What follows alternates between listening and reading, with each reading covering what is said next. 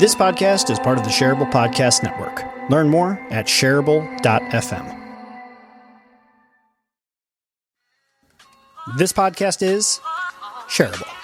I'm your host, Jeff Gibbard, commonly known as the world's most handsome strategist and professional speaker. I'm also a superhero.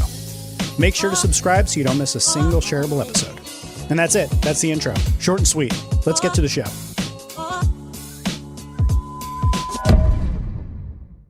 All right, man, here we are. We're back on Shareable, and today my guest is Clint Pulver. Clint, I'm going to let you introduce yourself. I'm so jazzed to have you on the show, man. Tell people who you are, what you do, what's your deal. My name is Clint Pulver, and I'm a professional speaker, author, and drummer. I've spent 22 years traveling, recording, and playing drums professionally, and then I've spent the last 5 years as the Undercover Millennial, it's kind of like an undercover boss without the makeup, going into organizations as an employee who's looking, or a potential employee who's looking for a job. And we're interviewing employees, getting their truth. And man, I freaking love it. And then you know, before COVID hit, I was speaking all over the world and doing the speaking world thing. And now we're doing it all virtually. Everything's changed. But yeah, man, I love it and super blessed. Still lots to be grateful for. New books coming out. We're busy. Cool, man. And the new book is, it's I Love It Here, How Great Leaders Create Organizations Their People Never Want to Leave, right? You got it, dude. Yeah. Okay, awesome. All of the research from the 5 years of doing this, we put it into one book. I will never do it again. It was the hardest thing I've ever done in my life, but it launches whether we're ready or not, April 13th. And that is awesome. That's awesome. Clint, you and I have like such similar past years or so. I see from Instagram that you just had a daughter. I just had a daughter 9 months ago. Congratulations. It's going to be the best thing that ever happened to you. Congratulations to you. Yeah, you're probably not getting a ton of sleep. Yeah, man, it's okay so far. We've been doing the sleep training, so she actually sleeps the night through. But in the early days, yeah, it was a rough one. Yeah, it is, man. No, dude, baby girls are just, oh, man. How many kids? Is my first kid. So, yeah, it's awesome. You are going to love it. Like, I remember, it's so funny. Like, I have a 9-month-old, so it's not like it's been that long, but like, I remember when she first popped out and I was like, man, I love this kid so much. I can't imagine I could possibly love her more. And then like, it goes from there. Like, I find myself being like a parent talking about like kids, the way parents talk about kids and all that stuff. So before we go down that whole tangent, the other thing is I'm also releasing a book, but it's coming out in January 2022. So I also hear you on it's like having your own baby to go through that process. It's a process. It's a journey. And I think like if you do it right, it's hard. It really takes a ton of time. But you know, there's like people like, oh, I kick out 50 books a year. I'm like, how? Yeah. How do you do that? And, you know, the self-publishing world, it's a different world. But when you're really trying to kind of do it right, and especially when it's research-based, it just takes time. And I'm not like a writer. Like for me, like sit down for hours. Yeah. Just write. Well, tapping on the keys is a little bit like drumming, right? Yeah, for sure. But dude, it's nauseating to me. It was very difficult. So I'm glad. Well, you're gonna be putting it out, and there's gonna be a lot of gems in there, because just seeing from the way that you speak, and looking into kind of your catalog of ideas, I have no doubt that this book is going to be absolutely fire. So where I really want to start with you is talking about this Undercover Millennial thing that you're doing, because I absolutely love it. Yeah. Dude. My book is going to be on leadership. I love talking about leadership. I love talking about leadership that gets people to want to stay in one place, to love their job, to come in feeling purpose and passion. So like you and I are totally aligned on this. You're doing this Undercover Millennial thing. Tell me a little bit about it. So like, I get the idea. And for those, you described it at the beginning, it's this kind of like undercover boss thing. You go in, you're applying for a job and you're questioning people. How long have you been doing it? What's the output of that been? Like, what have you learned? Have you been surprised by anything? Like, kind of give us the overview of that. Yeah. So it started 5 years ago. I was on in a mentorship group and kind of a mastermind of sorts. We were in New York City, and we were meeting with a ton of leaders about their businesses, learning the ins and outs, what's worked, how they became successful. And this one guy that we met with in his sporting goods store had been a CEO for a long time. And we talked about his business and how he needed to change his business to meet the demands of the ever-changing marketplace. He's like, we're on Instagram now. We're doing social media. Like the whole old brick and mortar set up a store, advertising the newspaper is dead. And then he had like this thick New York accent. And he was like, you got to adapt or you're going to die. I was like, all right, cool. Okay, that's pretty powerful. But then I said, what about what about your management style? Have you felt the need to adapt how you manage employees today versus how you managed them 20 years ago? And he said, no. He said, the way I manage today is the same way I managed 20 years ago, and I get results. Like, I still remember it, like literally as if it was yesterday. And it was fascinating to me, Jeff, because here's a guy saying he needs to adapt how he does business to meet the demands of a changing market. But when it comes to people, there's no need to change. And we're in his store, and I remember looking around, and all of his employees were my age or younger. And I was like, I wonder if they would say the same thing. I wonder if they would have like this ideal picture of how wonderful his business was. Yeah, I love results for this guy. Yeah. And we wrapped up the conversation, and I was like, okay, we got a little bit of time. We had like 35 minutes to kill. And he was like, go buy some swag. I'll give you 60% off. I didn't want any swag. I just had time to kill. And out of just pure curiosity, I walked up to the first employee that I saw, and I looked just like how I look right now. I had a backwards hat on, my Nikes, my joggers. I was literally a customer in the store. And I just walked up and I said, hey, I'm just curious, what's it like to work here? And the employee looks back at me, gets really quiet, looks around, like I feel like we're doing an illegal drug exchange, and then spouts off, I hate my job. I don't like it. I mean, it's just a job. Like, I literally feel like I'm a cog in the wheel. I'm a number. Honestly, I don't even think my managers know I'm here today. I don't know. It's just a job. And then I'm like, well, why are you working here? He's like, oh, I've applied to 3 other places. And I'm like, okay, well, maybe the dude's having a bad day. And so we ended that conversation. Then I just walked up to another employee, and then another and another. And at the end of the 35 minutes, I had interviewed 6 of his employees, asked them all the same questions. And at the end of the conversation, 5 out of the 6 of his employees at that store said they would not be working for this guy and that company in less than 3.5 months. They were all on their way out, every one of them. And here's the thing. It was a moment for me because I got from them some pretty honest and truthful feedback. And I guarantee you that the management, the CEO, the leadership had no idea, because they told me in their mind, it's working. We're doing great. Our employees are amazing. We're taking great care of our people. And that's like the mantra, right? Like, our people are our most important asset. Yes, it's a great place to work. Yes, we provide benefits. Yes, we care about our people. But is that really the reality of what people are thinking? And I remember in corporate America, when I worked in the corporate job, I had some horrible bosses. And if they came to me and they were like, hey, what can I do better? Like, I'm not going to tell you face to face. Like, I'm not going to like, who does that? Who has, obviously you want to build relationships so strong that they can bear the weight of truth. But most of the time you just don't know that. And unfortunately, most managers have no idea that they are sucking at their job. They have no idea why people are leaving. And they think they're just killing it. And it's like, well, they're dang millennials. They're just entitled. No, it's you. It is you.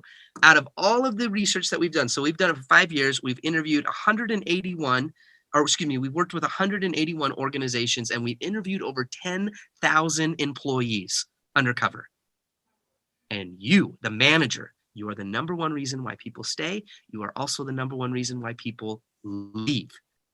And that's what started it, man. That was the beginning of the Undercover Millennial program. And I think out of all of that we've done, we've provided the most real and authentic research on how great leaders were creating organizations that people never wanted to leave. Because it wasn't a survey. Like, it wasn't hey, fill this out and let us know what you think. It wasn't a one-on-one management meeting. It was a millennial talking to a millennial. And I walked in and I created an environment where they could speak truth. Mm-hmm. And that's the unique perspective. Like, I'm not a leadership guru. I would never call myself that. I'm not someone that I'm just not. I'm not someone who's ran companies or has been a CEO for 15 years of a Fortune 500 business. Like, I'm not. But I do offer a perspective for 1,000 employees who knew when their leaders were getting it right.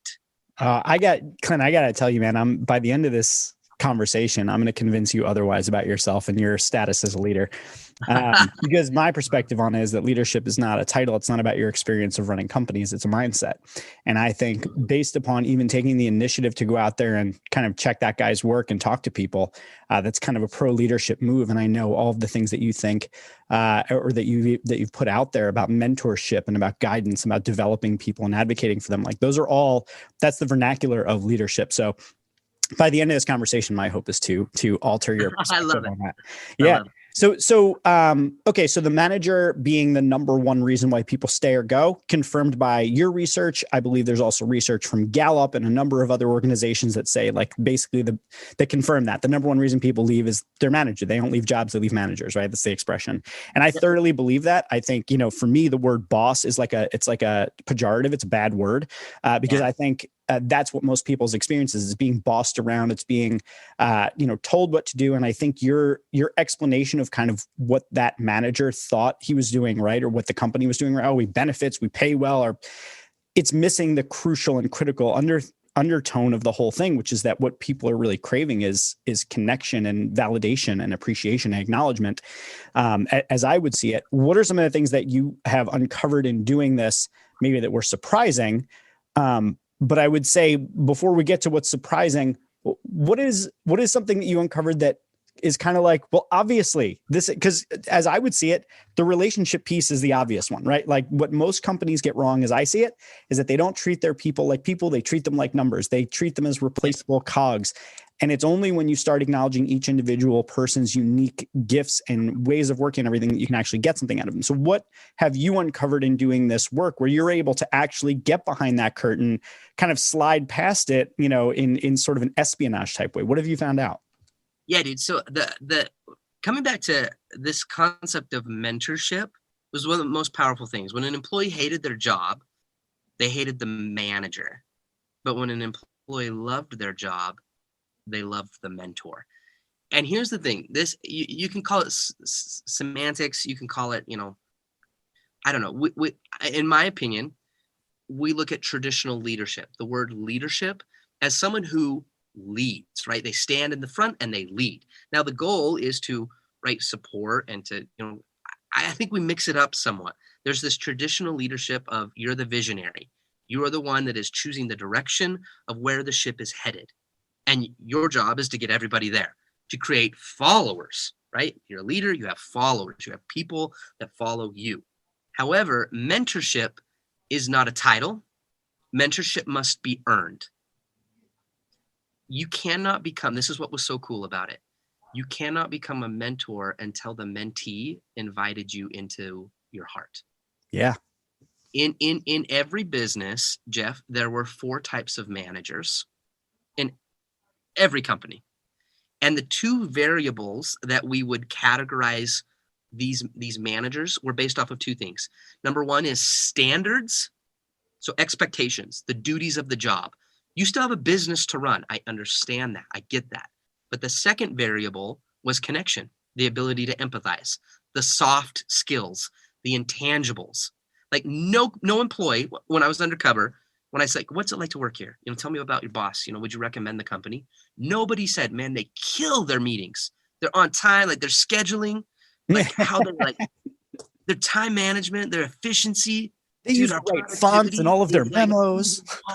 Nobody out of 10,000 employees, nobody said that.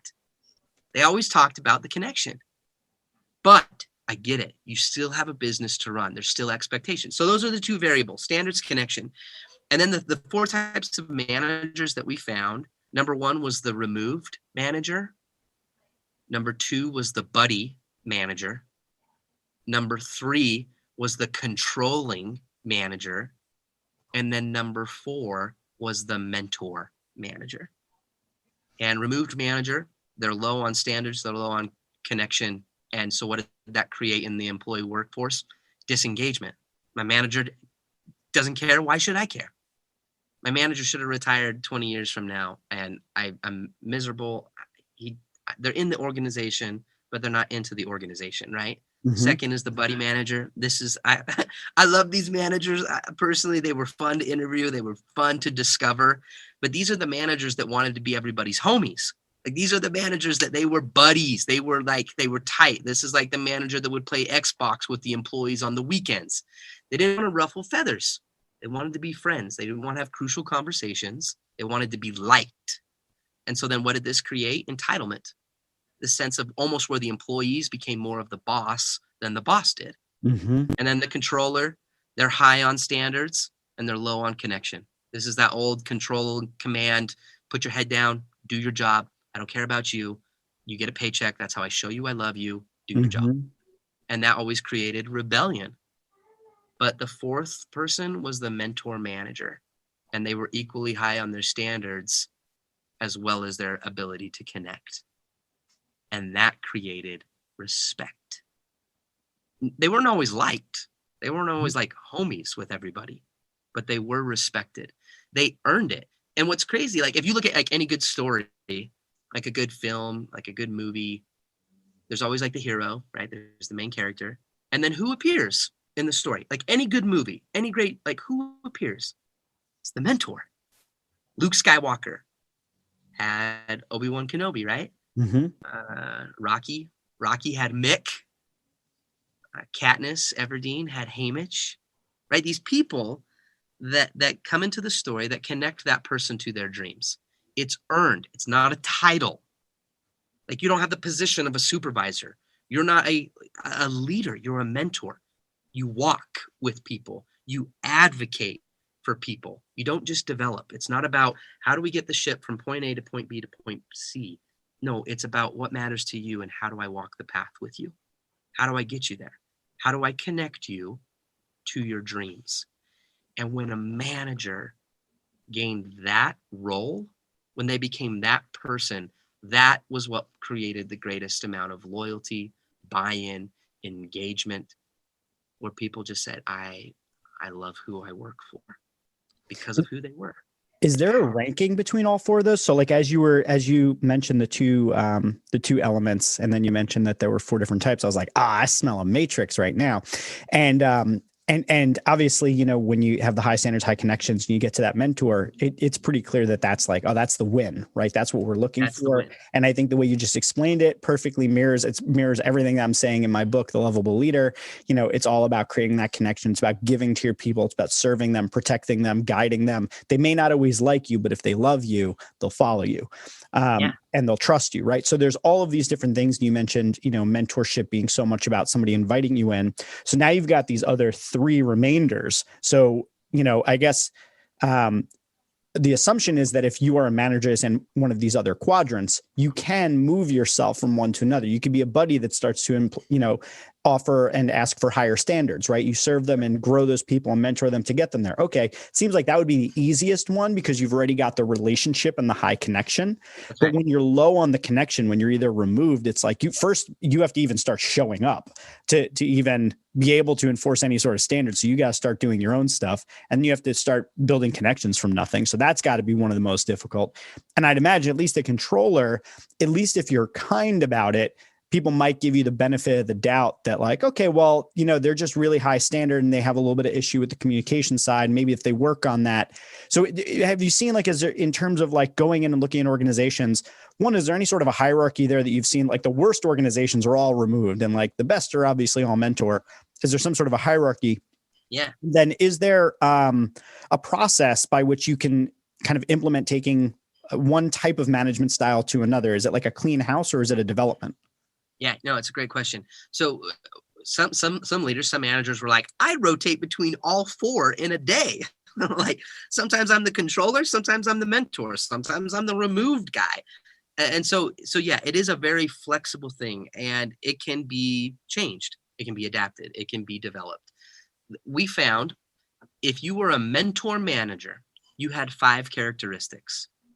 Now, again, it must be earned, right? You can't just give yourself the title of a mentor. If I go and I mentor with somebody, if there's someone like, I'm like, man, I like myself best because I'm with you. You are the person that will connect me to my dreams because of who you are, right? Any great mentor, it's because of who they are and the qualities that they exude and how it helps other people. That's one thing I've learned is every employee is really asking the question of every boss, let me know when it gets to the part about me. Yeah.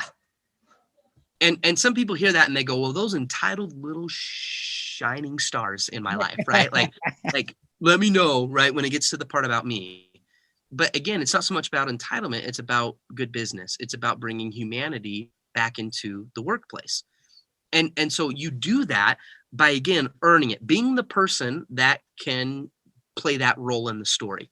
So here's the 5 characteristics, and this is how it can be developed. So if you're a removed manager, this will help you. If you're the buddy manager, this will help you. If you're the controller, this will help you. Number 1 is confidence. I call them the 5 C's of mentorship. Confidence was a mindset. Anybody that owned and earned the right of mentorship, they were confident. Like it created a sense of trust. They believed in what they were talking about. They believed in who they were, and they believed in what they were doing. Confidence. Number 2 is credibility. They showcased their credibility. Their executives would showcase their credibility. I want to know your resume. What's your background? What's your history? You know, okay, you're the car sales manager. Have you ever sold a car? What's your background? Have you been in sales? Have you worked your way up in the company? How do you relate to me? Credibility. Number 3 was competence. You might have read every leadership book in the world, but understanding and actually really applying that is a different story, right? You might know everything about basketball, but can you get out and actually shoot a hoop? You know, when I was a drummer, I wanted to study with drummers who were gigging, who were working, not just some guy that studied drum theory. No, I want a practitioner. So competence mattered. And then the 4th one was candor. Interestingly enough, any great mentor has built those relationships so strong that honesty can exist. They have built a relationship where they can have tough conversations, because it's like the whole bank account thing, right? You put deposits of trust. They put deposits of connection, but then that's allowed them to withdraw because they've created a relationship that honesty can exist. You know, I'm here for you. I want you to be better. I want to get you where you want to go. However, there's a few things you need to do. They had that ability to have those honest conversations, and it was received in a way where it was about advocacy, not just blame or let me teach you a lesson. And then the last one is caring, the ability to just freaking care. The moment we stop caring for people is the moment you fail. And great mentors always cared for their people. I care about who you are. You're not just a cog in the wheel. You are a person, and I care about you. Those are the 5 C's, man. And if you want to move into that mentor role, get better at those 5 C's. Oh man, I love it. So in my book, The Lovable Leader, the 3 parts of lovable leadership are care, trust, and safe travels. So you have to care about your people. You have to care about the work that you do. Like, you just have to care, deeply, deeply care. Trust is at the center of all of it, because you can't have honest conversations without trust. You can't really connect with someone if they don't trust you. So trust is essential. And safe travels, because you have to set a destination of where you're going, and you have to ensure that people feel that they're going to get there safely, that you have their back, that you're going to make sure that they're going to get there safely, and that they're going to transform by the time that they get there. Right. So you and I are in complete alignment with that. Everything that you've found through your work, I think, is very validating for me personally in the work that I've put together. But I thoroughly support and believe every single one of these things. Yeah, it was just powerful, man. And I think the coolest thing, Jeff, is like when I saw it work. Like when you saw, like, and think about it, right? Like, think about like your own life. I think about my life, right? Like the Mr. Jensens, like the teacher that changed my life. I think about. Yeah, man, I was going to ask you about that, because there are probably some people listening that haven't heard that story. Yeah, so when I was a little kid, I still do. I have a hard time sitting still. I always would move. My hands would move. I would just tap, tap, tap, tap, tap, tap, tap, tap, tap, tap. Everybody saw it as a problem. I got sent to the principal's office. Principal told me to sit on my hands. I was called the twitcher, the tapper, and one day, man, there was a teacher, and his name was Mr. Jensen, and he told me to stay after class. And I remember I was in the 5th grade. I was 10 years old, and I'm thinking I'm going to get kicked out of school. Like, this is it. I had been through the ringer. I was on the list. I was deemed a problem. And he looked at me and he said, listen, I've watched you, and you'll do something with your right hand, and then literally at the same time you can move your left hand. And he's like, Clint, I think you're ambidextrous. And I'm like, no, I'm Presbyterian. He goes, No, that's not what it means. That's not what it means. He's like, can you tap your head and rub your belly? And I'm like, and I gave it a go, and I could do it. And then he's like, can you switch it? He's like, can you rub your head and then tap your belly, and then tap your belly and rub your head, and literally back and forth without thinking about it. I could do it. I just had this independence of my limbs. And he leaned forward and he said, I don't think you're a problem. I just think you're a drummer. And one thing that I saw in our research, Jeff, that was so cool is how great mentors created moments in the lives of their people. People are like, oh, you've done all this research as the Undercover Millennial. And I feel like all I've done is research on moments, because that's all people talked about, right? We don't remember days, we remember moments. And I heard about how great leaders designed moments of care, recognition, potential, like moments of like, man, when we were struggling with COVID and my manager just picked up the phone and called and asked how I was doing. Or that moment, like everybody was struggling in my family, we were all sick. Everybody pitched in, they started a GoFundMe account, or our whole company did DoorDash for our family. Or, I was really wanting to get into a franchise myself, and my manager wrapped around everything he had into me, and now I own a franchise. Like, those are the stories I heard about advocacy, development, not the other stuff.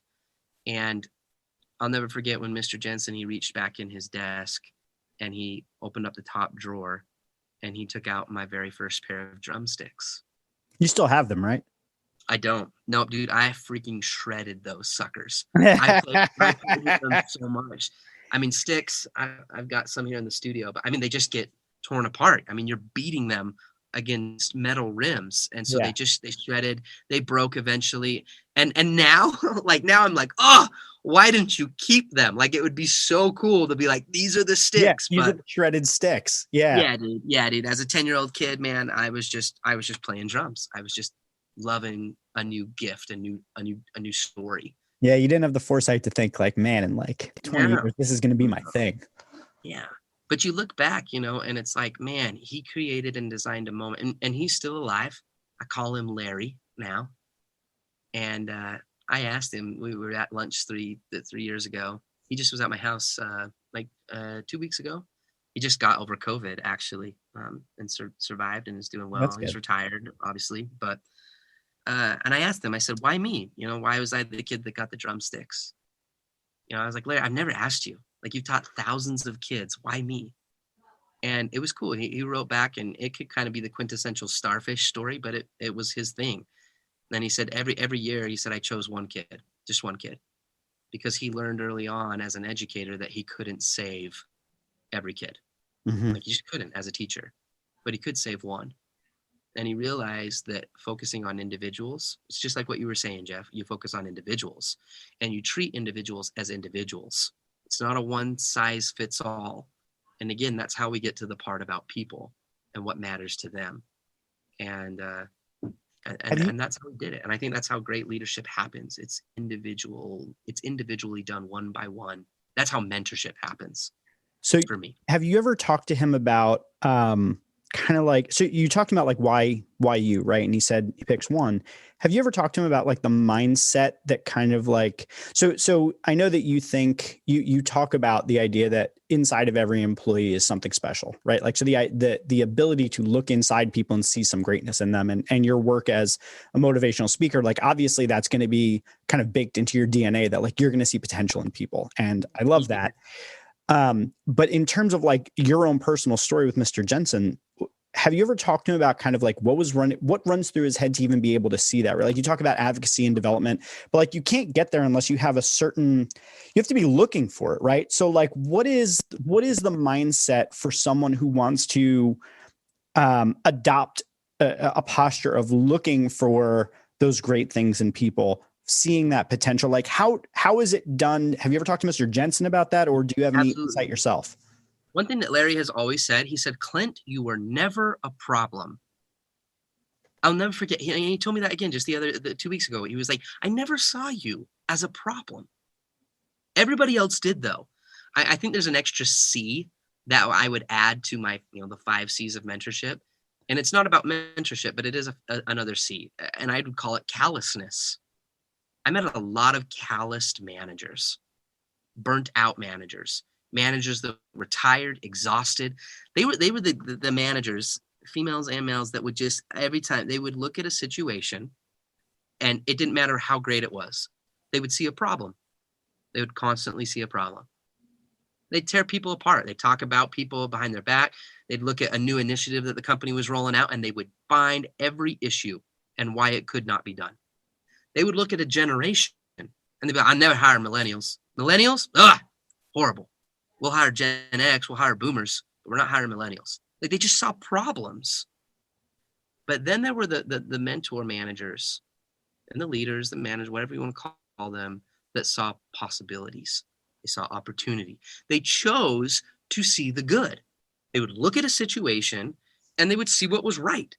And they would realize it's not about being like overly optimistic. It was about being hopeful. It was about, again, creating a perspective that altered a better reality. And that always influenced better behavior. Always. And I'm like, and I don't really know. I don't know if I could answer, Jeff, and tell you, like, how do you teach that? I think it's a lot of things. I think it's life experience. It's different situations and things where you've learned. There's patterns, there's habits. There's all sorts of ways to create that type of person. But, Mr. Jensen loved being a teacher.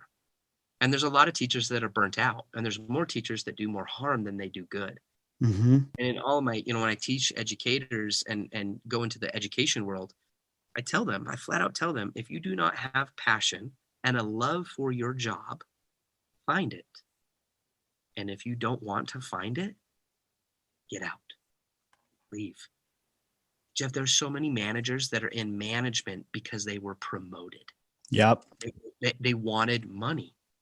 Doesn't mean you're a great manager. Yeah, they were good at a thing. So somebody said, you'll probably be good at managing people. You're good at a thing. You'll be good at managing people now. They're exactly translatable skills.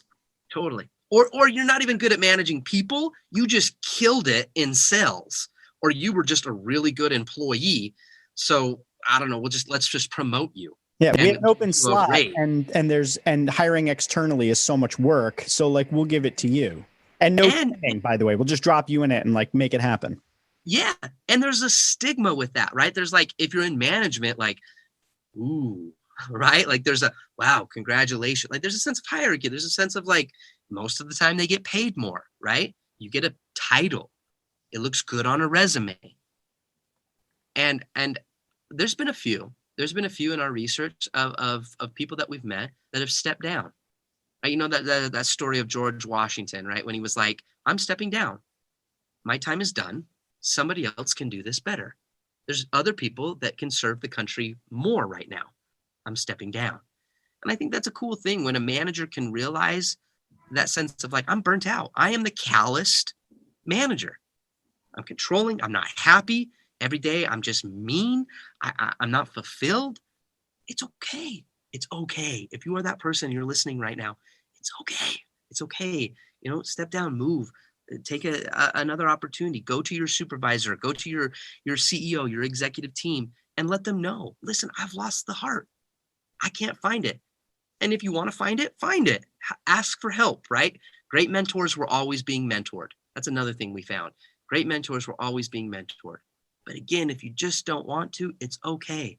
Move to something else. Write another story, because you're doing more harm than you're doing good. I dig it, man. Well, I want to ask you a question on a slightly different topic as we are wrapping up. I want to talk to you a little bit about your work as a speaker, because as a fellow speaker, I am truly in awe of your performances and the things that you've done and the variety of stages that you've been on. You've been on some of the largest stages like I have ever seen, with a drum kit. You're part motivational speaker, part comedian. Like it's a fully magical experience from what I've seen, in your reels that you've got together.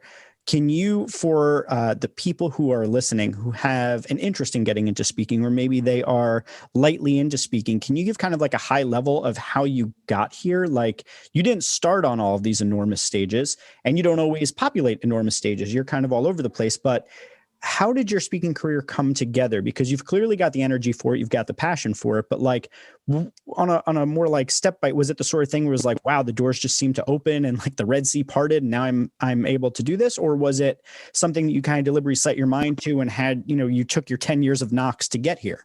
Yeah, dude, great question. So I was miserable in a specific career. I graduated college. I had an eye disease.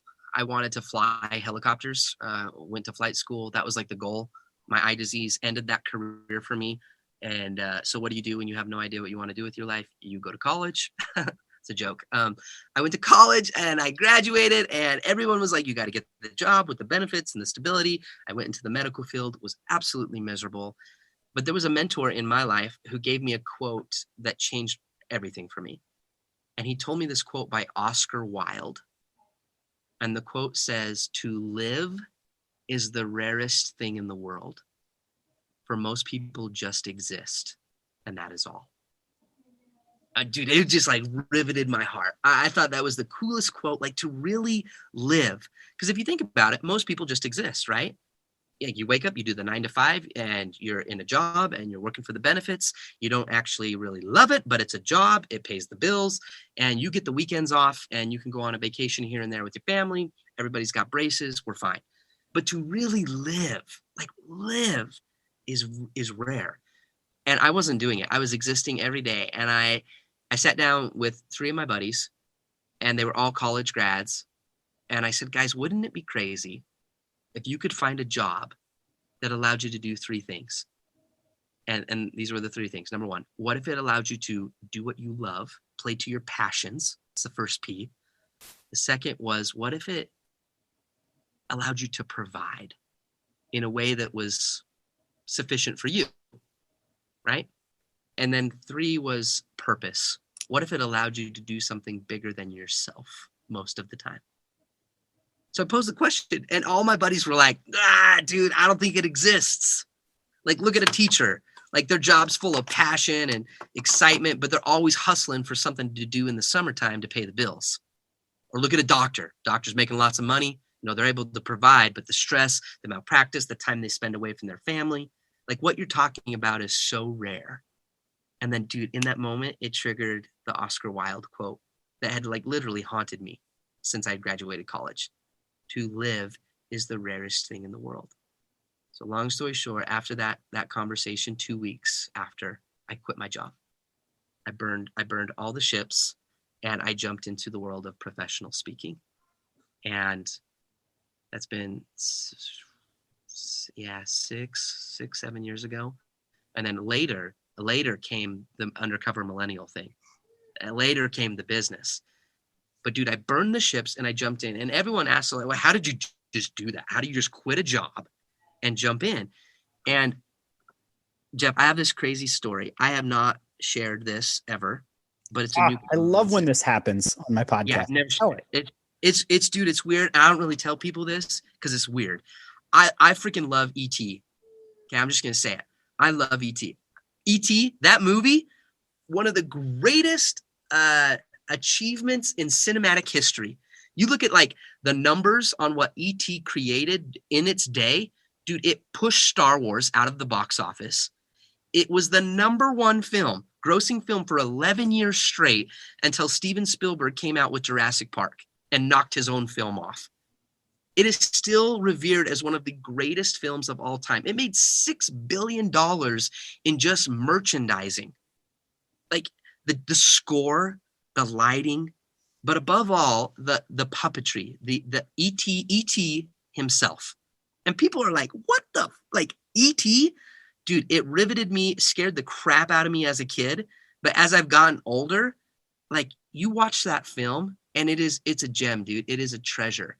And the magic behind that, there's a story, and most people don't know this. Steven Spielberg shopped the idea of E.T. around. He went to Rick Baker, and then he went to Stan Winston, and he was like, I want to make this creature. And they came up with these ideas, concepts. They weren't really what he wanted. And then he went to a guy named Carlo Rambaldi.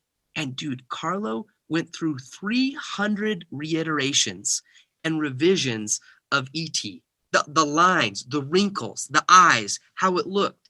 Steven Spielberg like wanted this like Albert Einstein mixed with like a Carl Sandburg design. And dude, they measured like the fingertips, like what the knuckle would look like.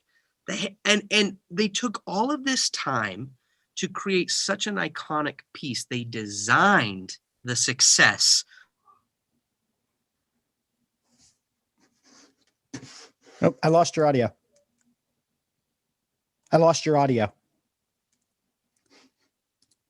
Can you hear me? Can you hear me now? I can hear you. Yeah. Sorry. Okay. They designed the success is where I lost you. Yeah. So they designed the success. And I believe the beauty of any great business is found in the details. To be willing to like literally design everything that you want it to look like, to create an ET. That's how I did it. People are like, how'd you create a speaking business? I freaking was inspired by ET. I designed an ET. Now, here's the thing. When they create a creature, I love creature creation. I think it's cool. That industry is the bomb. They start with a concept. Then it goes to illustration design. And then it goes to sculpting. They literally sculpt the maquette of the idea, the creature, what it's going to look like, what it's going to feel like. Then it goes to casting and molding. And then they create all of the mechanisms. How are the hands going to move? How are the eyes going to blink? And then after that, they create the fabrication. So the coloring, the skin, they put it all together. And then it's assembly. Then it's lights, camera, action. But it is that process that you build anything of significance. And so people ask, how'd you quit your job in 2 weeks? I designed every freaking detail of how I wanted my business to be. Like to the wrinkles, to the eyes. So in marketing and branding terms, to the color of my website, the feel, what's my text, what's my messaging, how do I want it to feel, how will I do my videos, what's my copy, what's my problem that I solve, who is the audience, everything, and it was written out. My walls were covered with paper and ideas, and I'm crafting, I'm molding, I'm literally building something. And I think there's a lot of people that talk about the idea, they talk about the dream, but they're not willing to design the ET, to get down into the nitty gritty and build it. And I also had a board of mentors. Man, I went to the people, just like what I talk about when I found in my research, who were the people that were confident, credible, candor, competent, and cared about me. Who were the people that were going to connect me to my dreams? Who were the people that were living and breathing a business that I wanted to build? And I did whatever it took to associate with those people. And that's it, dude. That's the secret behind it. I got messy in the details, did the non-glamorous stuff, built the ET, and found people that supported that and helped me to build it better. Dude, I absolutely love it. Your story is phenomenal. I love the work that you're doing, like it with every fiber of my being. I love being on the podcast with you, man. You are such an engaging and interesting guest. And I got to say, you know, I really feel like the term motivational speaker has been dragged through the muck and the mud for many, many years. And I think in a lot of time, in most cases, for very good reason. But in talking to you, I'm struck by just how there's so much meat and substance to what you're saying, and it just comes packaged with the motivation and the inspiration and the excitement as part of it. It's like the product isn't the motivation. That's a feature of the product, which is intensely well-researched, well thought out concepts and ideas that are expertly communicated. It's been a blast to have you on the show.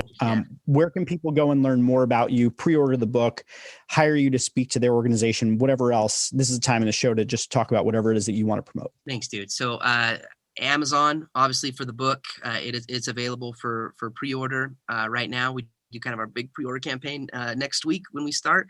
And then for speaking and all things, anything else, clintpulver.com. And then hit me up on Instagram too. Everybody deserves a phone call. Everybody deserves a message. Hit me up on Instagram. If I can ever serve or help, let me know. Amazing. Well, you've been a phenomenal guest. This episode was incredible. I hope everyone that's listened to it decides to immediately hit the share button, tell someone else about it, inspire them, and help them understand how to be a better manager, a better leader. So I guess that would make this show above all else shareable.